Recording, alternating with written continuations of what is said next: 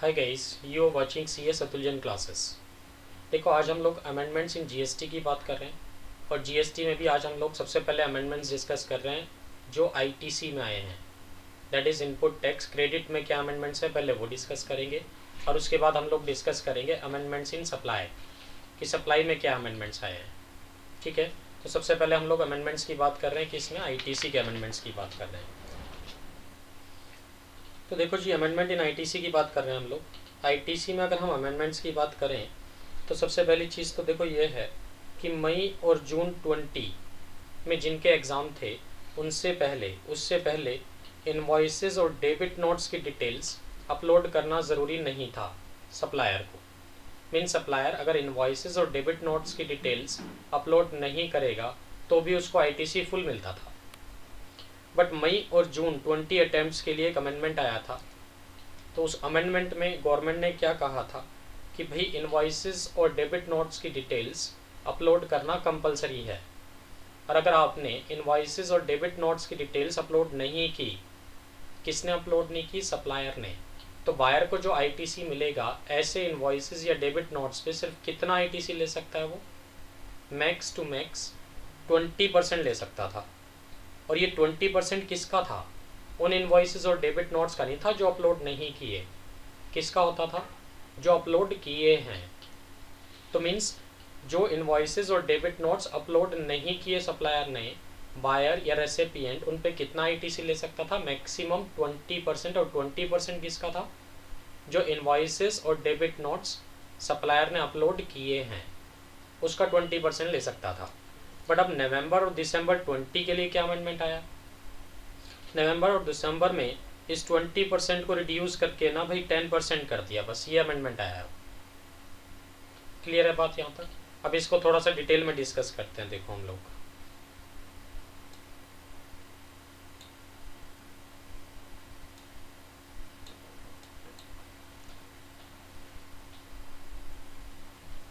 ठीक है जी, देखो डिटेल में डिस्कस करते हैं।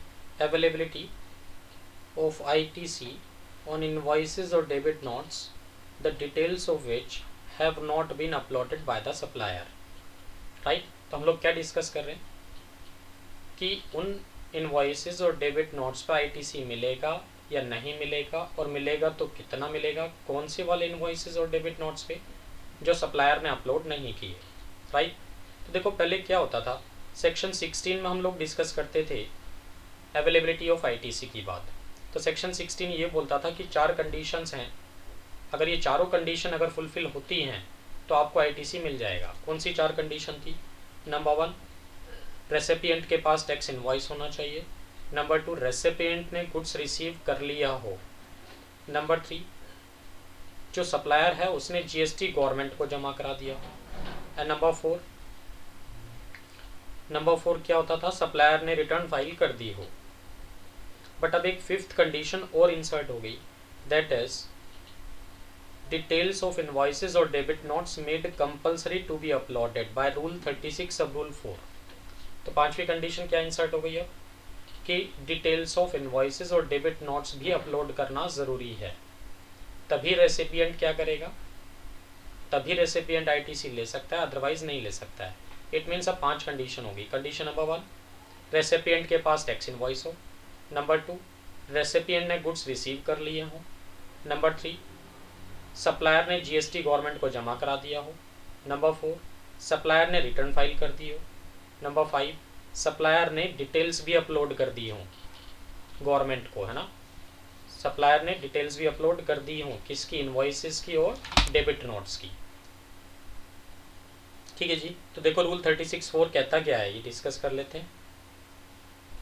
रूल 36(4) देखो ये कह रहा है, it provides that ITC to be availed by a registered person in respect of invoices or debit notes the details of which have not been uploaded by the supplier under section 37(1) shall not exceed 10% for November 20 attempts, है ना।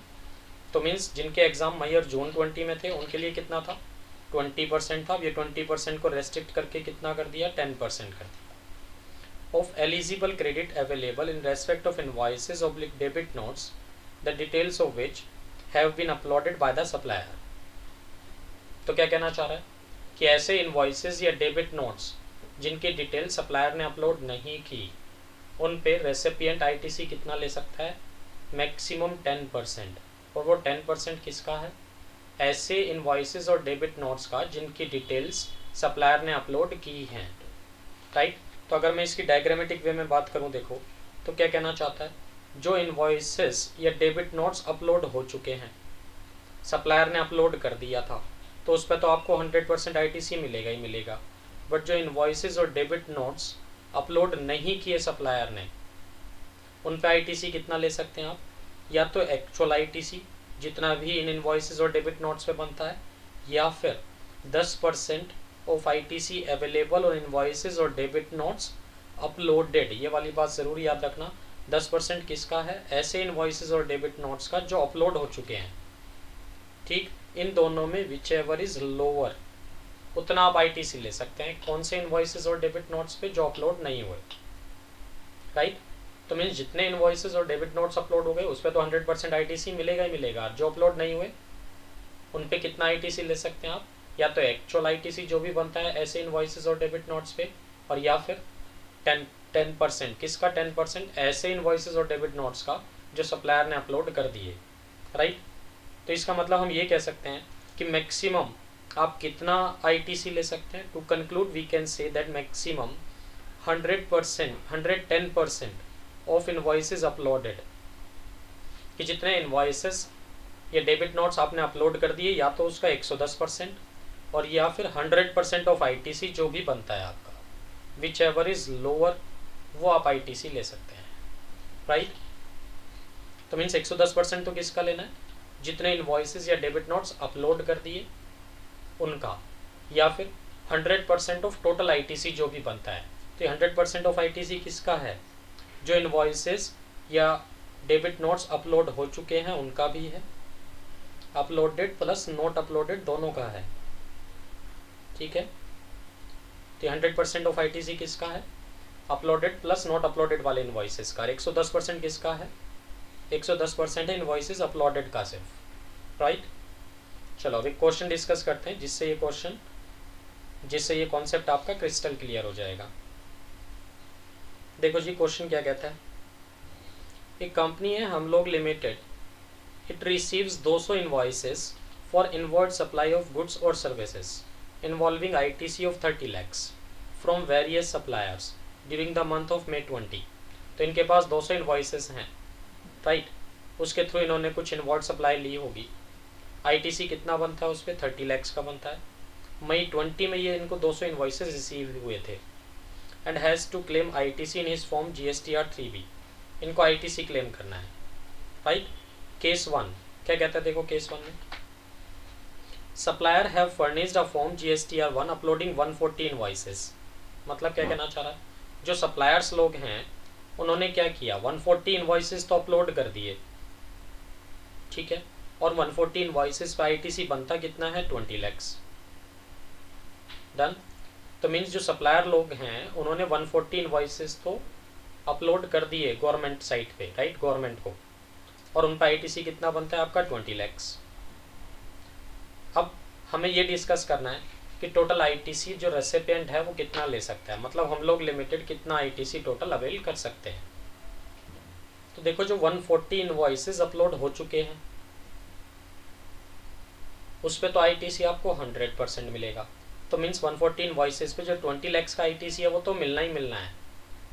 झगड़ा सिर्फ किसका है, dispute किसका है, वो 60 invoices का जिसकी डिटेल्स अभी तक सप्लायर लोगों ने अपलोड नहीं की, उन पर आईटीसी मिलेगा या नहीं मिलेगा, और मिलेगा तो कितना मिलेगा।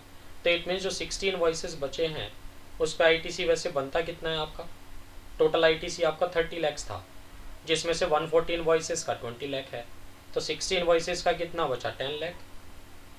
तो इस 10 lakh की बात हो रही है कि 10 lakh का आपको आईटीसी मिलेगा या नहीं मिलेगा, और मिलेगा तो कितना मिलेगा इसमें, ठीक है जी। तो देखो सोल्यूशन डिस्कस करते हैं। सोल्यूशन में मैंने देखो ये लिखा है कि जो आईटीसी है 140 इनवॉइसेस पे जो अपलोड हो चुके हैं उस पर तो पूरा मिलेगा आपको, कितना, 20 lakhs। बट जो 60 इनवॉइसेस अभी तक अपलोड नहीं किए सप्लायर ने उस पर आईटीसी आप कितना लेंगे, या तो 10% of ITC available on invoices uploaded, तो जो इनवॉइसेस अपलोड हो चुके हैं उन पर आईटीसी कितना बनता है 20 लाख, उस 20 लाख का 10%, तो 20 लाख का 10% दैट इज़ 2 लाख।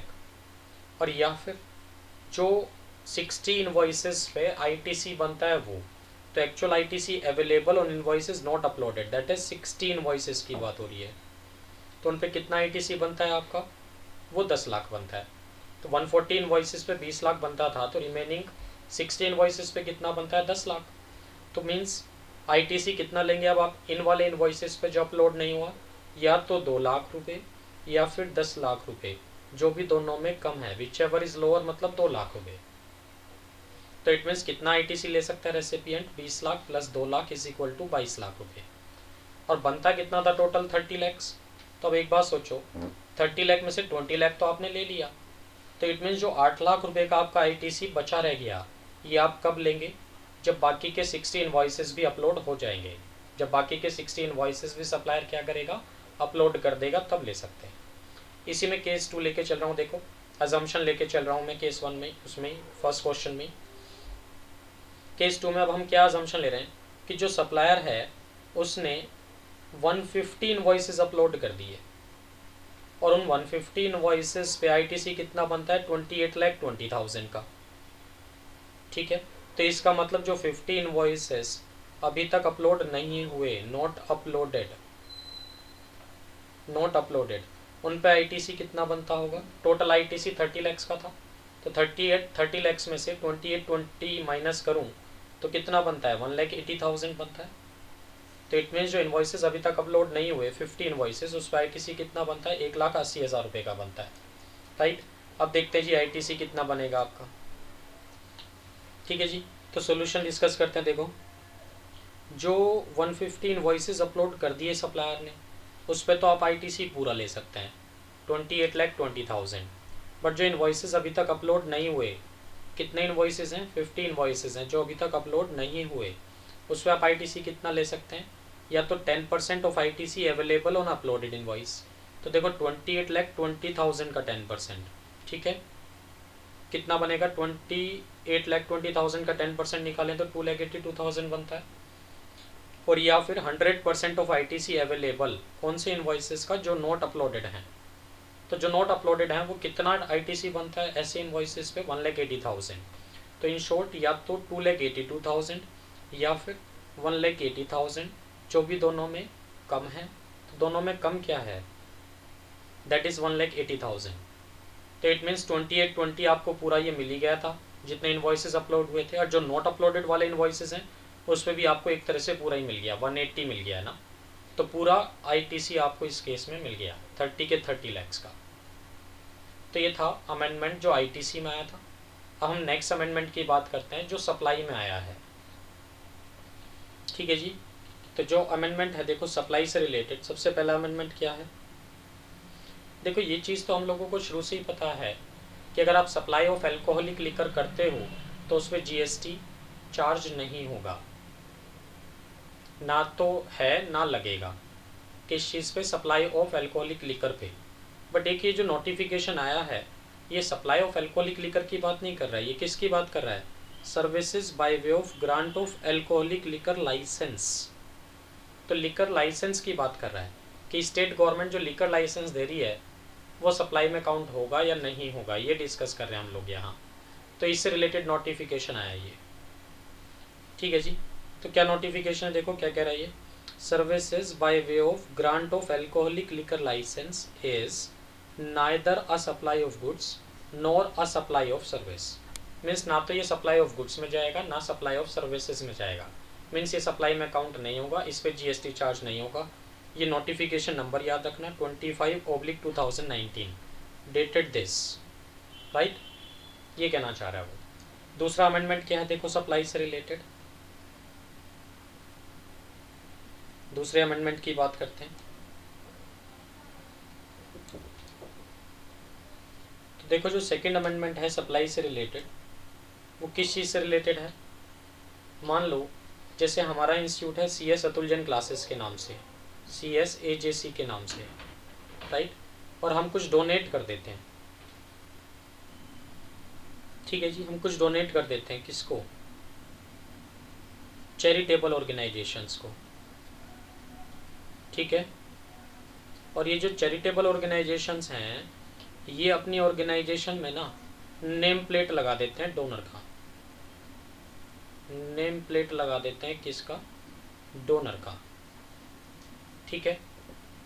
कि भाई जैसे इन चैरिटेबल ऑर्गेनाइजेशंस ने क्या किया, अपनी ऑर्गेनाइजेशन में हमारे इंस्टीट्यूट का नेम प्लेट लगा दिया कि भाई this much of donation is given by CS Atul Jain classes. तो क्या ये सप्लाई में काउंट होगा या नहीं होगा, इस पे GST चार्ज होगा या नहीं होगा, ये हम लोग यहाँ डिस्कस कर रहे हैं। ये अमेंडमेंट आया है, ठीक है जी। तो देखो क्या कहता है, levy of GST on services of display of name और placing of name plates of the donor in the premises of charitable organizations receiving donations or gift from individual donors, right? Individual donors provide financial help or any other support in the form of donations or gift to institutions।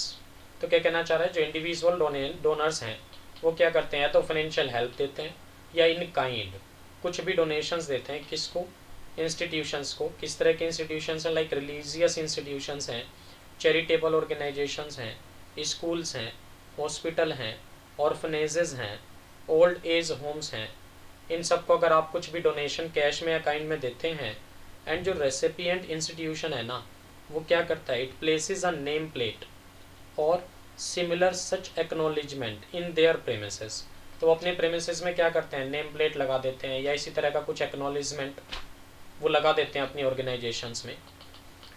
When the name of the donor is displayed in the recipient institution premises, तो recipient institution के premises में जो donor का नाम है वो display होता है, in such a manner which can be said to be an expression of gratitude and public recognition of donors act of philanthropy, ठीक है।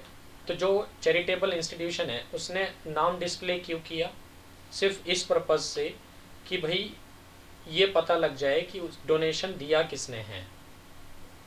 अदरवाइज कोई मार्केटिंग का पर्पस नहीं है किसका, डोनर का, ठीक है। लिखा भी देखो, and is not aimed at giving publicity to the donor in such manner that it would be advertising और प्रमोशन ऑफ द बिजनेस। तो मतलब बिजनेस प्रमोशन नहीं होना चाहिए। तो जो चैरिटेबल ऑर्गेनाइजेशन है वो अपने प्रेमिसेस में अगर डोनर का नाम या नेम प्लेट लगाता है, और वो इस तरह से लगाता है कि मार्केटिंग नहीं हो रही है उसकी, ठीक है, सिर्फ इसलिए लगा रहा है कि ये पता लग जाए ये डोनेशन दिया किसने है, तो वो सप्लाई में काउंट नहीं होगा, ये कहेगा। देखो, then it can be said that there is no supply, highlight कर देता हूँ, there is no supply of service for a consideration, right. There is no obligation on the part of the recipient of donation और gift to do anything, therefore there is no, मतलब जो वो ये कहना चाह रहा है, जो रेसिपिएंट है ना, चैरिटेबल ऑर्गेनाइजेशन है या रिलीजियस ऑर्गेनाइजेशंस हैं, उनके ऊपर ये ऑब्लिगेशन है कि भाई आपको ऐसा करना ही पड़ेगा। वो अपनी मर्जी से नेम प्लेट लगा रहे हैं आपकी, तो ये सप्लाई में काउंट नहीं होगा। Therefore there is no GST liability on such consideration, right. तो जो चैरिटेबल ऑर्गेनाइजेशन या रिलीजियस ऑर्गेनाइजेशंस को जो गिफ्ट मिला है एक तरह से, उस पर कोई GST चार्ज नहीं होगा, वो सप्लाई में काउंट नहीं होगा। बट अगर जो डोनर है वो कंडीशन लगा देता है ऑर्गेनाइजेशन पे कि नहीं आपको इस तरह से ये मेरा नाम डिस्प्ले करना ही पड़ेगा, ऑब्लिगेशन है, मतलब डोनर का जो पर्पस है वो मार्केटिंग है, एडवर्टाइजिंग है, तब तो वो सप्लाई में काउंट होगा और GST भी चार्ज होगा, राइट। तो लाइक देखो कुछ एग्जांपल्स भी दिए हैं यहाँ, some examples of cases where there would be no taxable supply. तो मीन्स यहाँ मार्केटिंग पर्पस नहीं माना जाएगा। किन किन केसेस में, like goods wishes from mister Rajesh printed underneath a digital black board donated by mister Rajesh to a charitable yoga institution, right. तो mister Rajesh ने चैरिटेबल योगा इंस्टीट्यूशन को कई ब्लैक बोर्ड डोनेट किया, डिजिटल ब्लैक बोर्ड, और उसके नीचे क्या प्रिंट कराया उस चैरिटेबल योगा इंस्टीट्यूशन ने कि good wishes from mister Rajesh, बस। तो यहाँ कहीं मार्केटिंग तो हो नहीं रही है मिस्टर राजेश की, तो इट मीन्स यह मार्केटिंग पर्पस नहीं है, ये सप्लाई में काउंट नहीं होगा। Second example, donated by Shrimati Malti Devi in the memory of her father, written on the door or floor of a room or any part of the temple complex which was constructed from such donation. तो मान लो मालती देवी ने कुछ पैसे दिए हैं, ठीक है, किसी टेम्पल को, मंदिर को, किस लिए, कंस्ट्रक्शन ऑफ फ्लोर के लिए या फिर डोर के लिए, और वहाँ इन्होंने नेम प्लेट लगा दी, मंदिर ने क्या नेम प्लेट लगा दी कि donated by Shrimati Malti Devi in the memory of her father. तो बताओ मालती देवी का कोई मार्केटिंग पर्पस है, एडवर्टाइजिंग पर्पस है, कुछ नहीं, तो ये भी जीएसटी में काउंट नहीं होगा, सप्लाई में काउंट नहीं होगा, इस पर जीएसटी चार्ज नहीं होगा, right. In each of these examples, इसको डिस्कस कर लेते हैं लो। In each of these examples it may be noticed that there is no reference और mention of any business activity of the donor. ऊपर जो हम लोगों ने एग्जाम्पल डिस्कस किए हैं उनमें कहीं भी कोई रेफरेंस या मेंशन नहीं है बिजनेस एक्टिविटी का। किसकी बिजनेस एक्टिविटी का? डोनर की। तो क्या ये मार्केटिंग एडवर्टाइजिंग हो रहा है डोनर का? नहीं। विच otherwise would have got advertised. Thus, where all the three conditions are satisfied, namely, the gift or donation is made to a charitable organization. Number one condition क्या है? Gift or donation is made to a charitable organization. Number two, the payment has the character of gift or donation. Right? कि जो payment है वो किस तरह का होना चाहिए? गिफ्ट होना चाहिए या फिर डोनेशन होना चाहिए? पहली बात, आपने गिफ्ट या डोनेशन किसको दिया? चैरिटेबल ऑर्गेनाइजेशन को दिया हो। नंबर टू, जो भी आपने पेमेंट किया है उसका करेक्टर गिफ्ट या डोनेशन होना चाहिए। कंडीशन नंबर थ्री, पर्पस जो है वो फिलैंथ्रोपिक होना चाहिए। फिलैंथ्रोपिक का मतलब other than marketing, right. Other than marketing लिखा भी है, देखो, it leads to no commercial gain. इससे आपको कोई भी कॉमर्शियल बेनिफिट नहीं होना चाहिए, तो ये एडवर्टीजमेंट में काउंट नहीं होगा। And is not an advertisement लिखा भी है। GST is not leviable, right. तो इस सप्लाई में काउंट नहीं होगा और इससे जीएसटी चार्ज नहीं होगा। ये सर्कुलर आया है, circular number this, dated this, right. तो आज हम लोगों ने अमेंडमेंट्स कौन कौन से डिस्कस किए भाई?